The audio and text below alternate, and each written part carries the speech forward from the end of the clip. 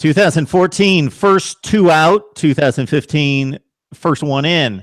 Oklahoma is the one and only in the Big 12. How do the Sooners stack up against the nation's contenders? This is Big 12 Breakdown. We come your way every Wednesday night at 9 o'clock Eastern Time, 8 o'clock Central Time, and we bring in the best bloggers. Or this week, maybe the best blogger in the Big 12, and that's Mr. Sean Cordy from Today's You. Look at this, Sean. Everything's nice and peaceful and calm in the Big 12, and not because there's nothing going on, but it's because Oklahoma has silenced the critics across the nation. They've also settled the score in the Big 12, and Oklahoma is the one and only, and I can't imagine there being a scenario in which the College Football Playoff Committee would leave OU out of it. Unless they go totally TCU Baylor flip-flop like last year, but there's no reason to because Oklahoma doesn't play anymore. Baylor is one of the only teams left to play. They have 4 teams playing this weekend. So Oklahoma sitting at number 3, there's no way that they're not in. And having a 35-point victory over Oklahoma State, that's one of the best wins in the nation right now. So you can't knock them after that much of a win. Plus, you also have Baker Mayfield running on his full steam ahead with the Heisman race. I mean, I just got sent an email from their PR team giving out a very convincing argument why he should win. And he should. I fully believe that he has the Heisman moments. He has the stats. He has 35 touchdowns, 7 rushing touchdowns. That compares to Winston, Mariota, and he only has 5 interceptions too. So if you're looking for someone that can lead a team and run the table, Mayfield's the guy. Watson's getting a lot of attention right now because he's on an undefeated team. But Mayfield, aside from that one bad game against Texas, Oklahoma is probably the best team in the nation. I think Oklahoma's proving something this season that Ohio State proved last season, and maybe even North Carolina will prove if they get into the college football playoff. And that's it's actually better to lose to a bad team and then recover by beating all the good teams that are in direct competition with you for the conference championship than it is to beat all the bad teams and then slip up against one of the good teams, because that could be the very team that keeps you out of it. So Oklahoma is showing that they've recovered well from Texas, as Ohio State did last year against Virginia Tech, and North Carolina maybe against South Carolina in going through the ACC undefeated. So that's a bit of a theory there. Yeah, Baker Mayfield, it's fairly astonishing to see his numbers put up against the likes of the guys that you just mentioned. In particular, I saw the side-by-side comparison between Mayfield and Marcus Mariota from last season. And if you're really going to squabble, you'll pick out the 5 interceptions for Baker Mayfield versus 2 interceptions for Marcus Mariota. But besides that, it was identical. He's been a spark plug. He's a leader on that team. He inspires. He leads. He does all the tangible things on the field with the yardage, the touchdowns, and breaking, contain, and making big plays with his feet. And then on top of that, again, he seems to really energize this team and lead them in a genuine fashion where his attitude seems to be very, very genuine and real. And Oklahoma's just shown us something this year that they haven't shown us in the last few years in regards to converting talent into gritty play in the clutch and poise in the clutch and pulling out these games. So it's been mighty impressive. So just your quick take on Oklahoma and the rest of the Big 12 and how this season has fleshed itself out versus maybe what you expected back in August. Yeah, I think all the guests that we've had on with these roundtables, we've always talked about November would be a crazy, crazy month, and it was, but not quite to the extent that we thought it was. Oklahoma, of course, as the upset. Kudos to you for calling that at the beginning of the year. Hindsight's 2020. I wish I would have said it, but I mean, we've pretty much have it all figured out who's going to what bowl. If Baylor wins this week, they're going to the Sugar Bowl. Oklahoma's going to go to the College Football Playoff. And from there on, you can pretty much figure out where TCU is going and Oklahoma State. Whether or not the tiebreaker at that spot really makes sense, we don't really know. But, I mean, we were expecting this week to be a pivotal moment, and it's turning out that it's not at all. Baylor's a non-factor. TCU is a non-factor. and injuries were a huge factor to that. And Oklahoma just got very lucky that aside from Mayfield getting injured for the second half of TCU, they're pretty much clean. And that's a huge reason why Oklahoma is sitting at the pretty spot that they are right now. Yeah, not only is the Big 12 sitting pretty with all the championship games and the other conferences having yet to be played, but the winner of the conference, without a tie, lost to a 4-win team back in October. I don't think anybody would have guessed that scenario. So since it's so cut and dry, Sean, let's look across the nation. I just want to get your take on what you think is going to happen this weekend, and then maybe what you would like to see happen just to create a little bit of drama, a little bit of a situation in which you would love to see, as I would, maybe what the playoff committee values versus maybe what we're hearing they do value. Okay, so my dream scenario is that Iowa wins over Michigan State. No one expected Iowa. Ferenc, he was on the hot seat, and to see them undefeated and to stay undefeated this weekend would be insane. And then the same goes for UNC. Losing to South Carolina, I watched that game, the first game of the season, and it looked like this was going to be a rough year. And look where they are now. You mentioned it before. They lost to a bad team, and now they've just proven it. They have an explosive offense, pretty good defense. To me, they're a better version of Baylor right now. And not quite to the extent of the powerful offense, but they have a high-tempo offense that can get it done. So I would love to see them knock down Clemson and still be able to squeak into the playoffs.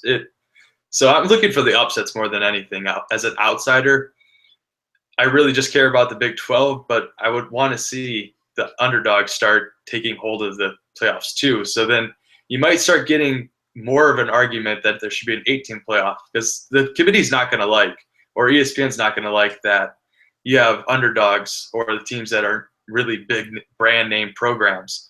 So then you could fit in as Clemson and Alabama if Alabama should lose this week while they still don't win the conference. So you could have a lot of parties satisfied if you move to an 18 playoff. Yeah, can you imagine if North Carolina and Iowa both get into the Final Four and leave out all these name brand programs? Yeah. That would be crazy. It'd be great. I would love it. It's like March Madness right now, but it's not. I don't see it happening, but it would be great. That's on my wish list. You weren't able to pull the trigger on the SEC, and it's funny because when people are talking about there being chaos this weekend, it almost becomes ludicrous to even think that Alabama could lose to Florida. So people don't even go there in wanting to play out their dream scenario because they even think that's beyond dreaming, that Alabama could possibly lose to a Florida team that can barely get past midfield. I think Phil Steele tweeted out earlier this week. He did a side-by-side comparison of Florida and Alabama. And they match up really well comparing against their shared competition. I think Florida has a 1-point advantage of their average victory over the shared components. So there's a chance, but we'll see. I mean, Derrick Henry's playing out of his mind right now, so he might be able to just control that game. But it's going to come down to, I mean, those are two defenses that are going to score. You're going to get a field goal and a safety. That's about it. Yeah, and what's going to make it tough for Florida, not to make this a national show or an SEC show, is that they're not only atrocious on offense, but they don't have a field goal kicker. So it's one thing if you've got a great defense and you've got a bad offense, but if you can push it past midfield and your kicker can reach from 50 or 55 yards, but their kicking's atrocious. So they need like pick sixes, scoop and scores, safeties, and then just to run the ball and hammer it ahead with Kelvin Taylor and somehow win 12-9 or something like that. I just don't see how they can possibly make it happen against that Alabama football team. But let's get back to the Big 12. We got one game. We got Texas Baylor. Does this matter? Baylor probably needs it to get into one of the Big Six bowls, but that's about it. Yeah, Baylor, they need to win. Otherwise, they're not going to get the Big Six. If they win, they're in the Sugar Bowl, as I already said. That being said, they're going against Texas. And they showed last week that they can actually have an offense, but they're going against Texas Tech. So we'll see. I mean, Art Briles, he's hungry right now after a loss to TCU. And I want to get on a point. After the TCU Baylor game, and ESPN was showing Art Briles looking for Gary Patterson, there's a huge fiasco. Everyone on campus is so mad that Patterson didn't shake his hand. And, of course, they're reasonably mad about students yelling, and Bryles face. But I have to say that I'm really disappointed that people are considering that Patterson did not even look for Bryles. Everyone is rushing the field. You can't find anyone. Camera can only show one person looking for somebody, and it just happened to be Bryles. If it was Patterson looking for Bryles, it'd be on Bryles' face right now. So, and Patterson said afterwards that he would have loved to talk and shake Bryles' hands. They had a great pregame conversation. So, I mean, there's bad blood between them, but I mean, they're good sports. And to see that the two schools are reacting like they are right now, someone even messaged the TCU's AD saying that he should like reprimand Patterson or something like that. But it's just a lot of conspiracy, and I just don't think anyone should be talking about. Just wanted to get that out to everybody. But anyways, so yeah, Baylor needs to win, of course, and they should be able to handle it easily against Texas. They've handled them easily before. Last year was a little bit rougher, but it's in Waco this year. And Chris Johnson, she struggled last week, but he was in a hurricane. It was just a standstill between TCU and Baylor last week. So what we saw last week isn't really translated to what Baylor can do this week. Does it frustrate you? Does it frustrate Baylor fans that game wasn't played in reasonable conditions? I won't say ideal conditions, but at least reasonable conditions, because it was obvious from watching the game that the offenses couldn't operate on either side, but that seemed to be a slight advantage to TCU, even though they have offensive personnel with Trevon Boykin and company. I mean, I absolutely hated that game. I would have rather had a game where it was, of course, no rain, and the teams were able to operate like they fully could have at full capacity, even though they both had injuries, which are still being asterisks next to whoever won because of that. But now, because it was basically a coin flip, 2 overtimes, it honestly, fans aren't as mad about the loss as you would think, because it came down to a few lucky plays, a lucky break. If it weren't for TCU having that fumble touchdown, that game wouldn't have not even gone into overtime. So to have it go into 2 overtimes like that, as it did, and then continue because of a penalty in the end zone, it's a little frustrating, but you got to accept it. And we'd be having a different discussion tonight, because Baylor, despite being still a long shot at that point, would probably be in the top 7 or 8. They would have probably serve at 7, I believe they were last week. Yep. And having defeated a good TCU team that came into the game at 9-2 on the road, winning, who knows what the scenario would be, although you can't imagine that 2 teams from the same conference would get selected, especially a conference without the championship game. I enjoyed the game more because I didn't have any stake in it, and we see 61-58 games in the Big 12 all the time with guys running free in the secondary and blown coverages. But just to see a good old-fashioned slugfest in the mud was fun to watch. The players have to adjust their game, even though that compromises the athleticism, and it compromises whoever the better team is, which we don't know on a good field, but it compromises the team with the better athleticism, and that's going to potentially make the better offensive plays. I just enjoyed watching it from that standpoint, from the novelty standpoint of the yuck and the mud. I mean, the past 2 years have been memorable, very memorable for Baylor and TCU, and this year just added to that. I mean, it was an ugly, ugly game, but you're going to get those every once in a while. So I got to say, it was kind of interesting to see it happen. Wish I could have been there and gotten hypothermia, but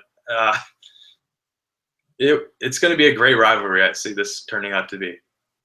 You're telling us you would have gotten hypothermia. Yeah, I would have got hypothermia. No, okay. I didn't. I thought for a second that you missed the game because no. Okay. So I don't think there's anything groundbreaking here that if Baylor defeats Texas, as you mentioned, they're going to the Sugar Bowl. I see TCU possibly slotted to the Alamo Bowl. That is a good date for them. Russell Athletic Bowl with Oklahoma State, the Texas Bowl, West Virginia, Liberty Bowl, Texas Tech, Cactus Bowl with Kansas State still getting to a bowl game. And even though there's a bowl tie-in to the Heart of Dallas Bowl in the Big 12, it doesn't look as though there's going to be someone that's going to, even in this climate of 5 and 7 teams making bowl games that there's going to be somebody that's going to be able to fill that spot. Yeah, and we also forgot to mention Kansas State does play West Virginia this weekend, so there's one more game. My bad. So Kansas State's 5 and 6. Okay, that's where I slipped up there. They're 5 and 6 because I was figuring I knew they didn't have 6 victories. So that's going to take care of the situation with Kansas State. They still would be eligible based on this NCAA rule that came out this week that allows 5 and 7 teams. And I believe West Virginia comes in at 7 and 4. Yes. Okay. Yep. All right. So they're both eligible. So we got a Kansas State West Virginia game coming up as well. Do you have any thoughts on that one? You know, I can't see Kansas State. It's hard to see them have a losing season. It's been so long with Bill Snyder having successful seasons. But West Virginia, they're just playing better football right now. And Kansas State's having a very hard time figuring out what their identity is on offense. Their defense has been struggling with their injuries. And West Virginia is just starting to find its groove at the tail end of this season with their running game. Skylar Howard's still up in the air with how he plays, but Kansas State's just – they're so one-dimensional that West Virginia can figure out how to stop them, even with their depleted secondary with Carl Joseph being out. If Joseph was in, this would be a lock of a game for West Virginia. It's going to be close, but I'm going to go with the Mountaineers. Sean Cordy joins us from Today's U on the Big 12 breakdown. We come your way every Wednesday night at 9 o'clock Eastern, 8 o'clock Central. So, Sean, before I let you go, if we match up Oklahoma against the two teams that we would expect are going to be in the college football playoff, Clemson and Alabama, which game would you like to see? Which one do you think is a better matchup maybe for OU? Which one's going to be a little bit more difficult? Any thoughts about matching up the Sooners against Stanford, Iowa, or Michigan State? Any of the teams you want to take on here? I would love to see them take on Alabama, personally, because there needs to be a settlement to who's the best conference, and fans go with who beats who. And if you can beat each other's top dogs, that can start setting a trend. And if Oklahoma, I fully believe that they can. They have the best running and passing attack duo in the nation, in my opinion, right now. A while ago, I would have said Baylor, but Oklahoma is starting to find their rhythm in Lincoln Riley's air raid system. It's starting to open up pass for their running game. Mixon and P. Ryan both had over 130 yards last week. They were able to run at will because they're spreading out the defense from number to number and opening lanes, spreading out the secondary.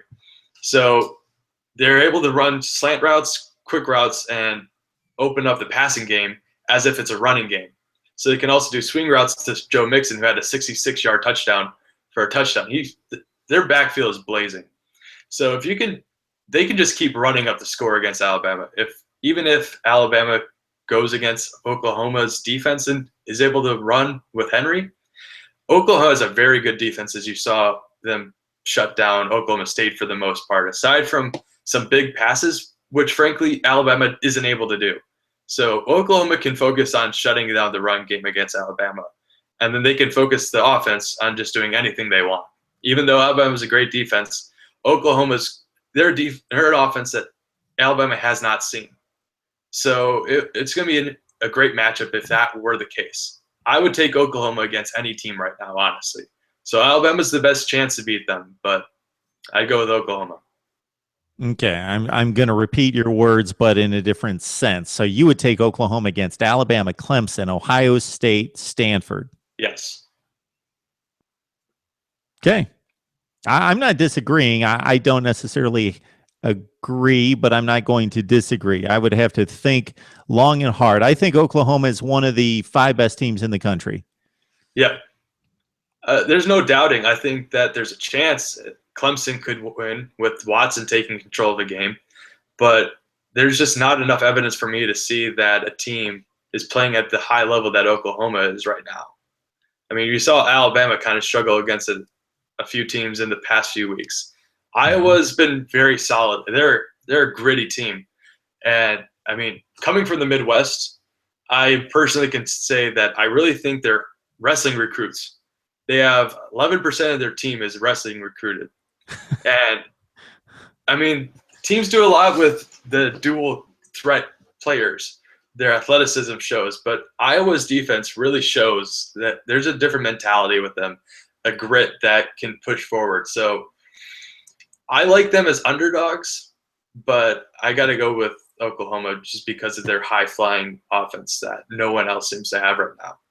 Yeah, it's interesting that we bring up Clemson and Alabama just because they're the two favorites. They're 1-2, and they also seem to be the biggest locks for this weekend. And they also, ironically, are the two last teams that Oklahoma played in postseason play. So 1 year ago, they get blasted against Clemson. Completely different teams. When you look at Clemson's personnel that they lost on defense, they had a different quarterback in play in Cliff Stout.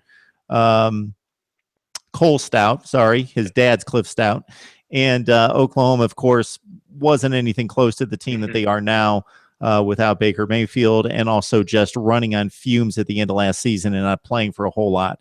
2 years ago, as you remember, Sean, double-digit underdog, 2-touchdown underdog against Alabama, shocked me, shocked most of college football in pulling off that game. And really, I'm not going to say dominated Alabama, but were clearly the better team on that night in the Sugar Bowl. Yeah, I mean, that's a great point, going against the two past bowl teams. I didn't even notice that. So, I mean, they're not anywhere near close to the same teams, of course, but it's a cool pattern to pick up on. All right, Sean Gordy from Today's You joining us on the Big 12 Breakdown. We will have plenty to talk about in the upcoming weeks when we know exactly who Oklahoma will play in the college football playoff, and run through all the other bowl matchups with Baylor, TCU, and the rest. So, Sean, I think we've done enough work tonight for Big 12 Breakdown. What do you think? We missed David's, but all right. We'll see you next time. All right. See you, Mark.